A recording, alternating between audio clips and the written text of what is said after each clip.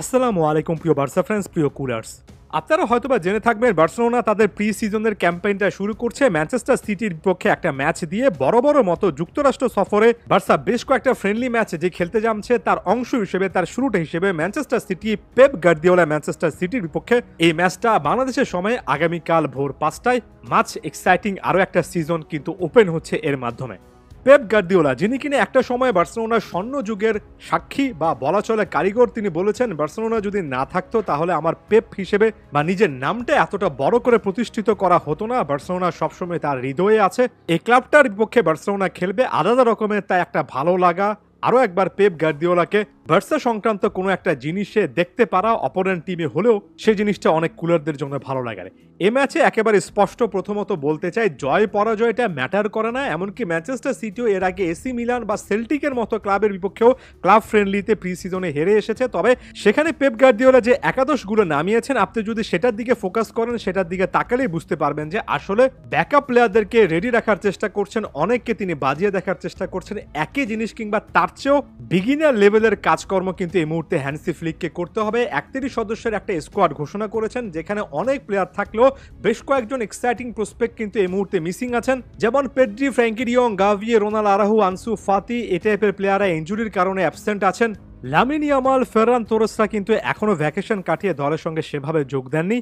তবে যে স্কোয়াডটা রাখা হয়েছে সেখান থেকে হ্যান্সি ফ্লিকের অনেক কাজ করার সুযোগ আছে। প্রথমত সবচেয়ে বড় এক্সাইটিং প্রসপেক্ট এবং সবচেয়ে ইম্পর্টেন্ট ব্যাপারটা হতে পারে হ্যান্সি ফ্লিক যে 4-2-3-1 ফরমেশনে শিফট করাবেন বার্সাকে, এবং এটা বার্সার এখনো বাই ডিফল্ট একটা ফরমেশন হয়ে যাবে। 4-3-3 থেকে বার্সা যে 4-2-3-1 আসবে, সেখানে হ্যান্সি ফ্লিক আসলে কি ভাবছেন, কোন পজিশনে কোন প্লেয়ারদেরকে নিয়ে কাজ করছেন, ওভারঅল সিস্টেমটা কি, বল পায় বার্সেলোনা কিভাবে খেলছে, বল পায় না থাকলে স্পেশালি বার্সেলোনা আসলে কেমন স্টাইলে ফুটবল খেলছে।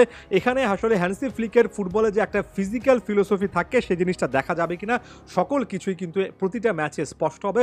হয়তোবা প্রথম ম্যাচে আমরা একেবারে ক্লিয়ারলি সকল কিছু বুঝতে পারবো না, তবে যত বেশি সময় গড়াবে এই ম্যাচগুলো, আরও একবার বলছি ক্লিয়ারলি, এই ম্যাচগুলোই কিন্তু সবচেয়ে বড় চেঞ্জেস অল্প অল্প করে আনবে। তাই এই জায়গা থেকে এই ম্যাচগুলো আমার জন্য খুবই এক্সাইটিং, খুবই ইম্পর্টেন্ট। বেশ কয়েকজন ফুটবলারকে আসলে একাদশে জায়গা করে দেওয়া যায় কিনা, কিংবা আসলে সিজন শুরু হলে মূল স্কোয়াডের সঙ্গে রাখা যায় কিনা, সেই জিনিসটা নিয়েও কাজ করার সুযোগ আছে। যেমন রাইট ব্যাক পজিশনে হুলিয়ান আরাহু, এই প্লেয়ারটা শেষ পর্যন্ত বার্সা থেকে একটা জায়গা করে নিতে পারবেন।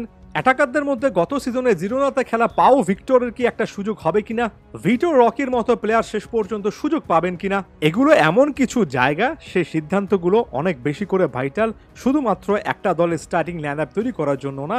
একটা জিনিস সবসময় বলি যে একটা দল সব মিলিয়ে শুধুমাত্র 11 জনের হয় না, 23 থেকে 26 জনের একটা পূর্ণাঙ্গ স্কোয়াড থাকা লাগে, ব্যাকআপ থাকা লাগে।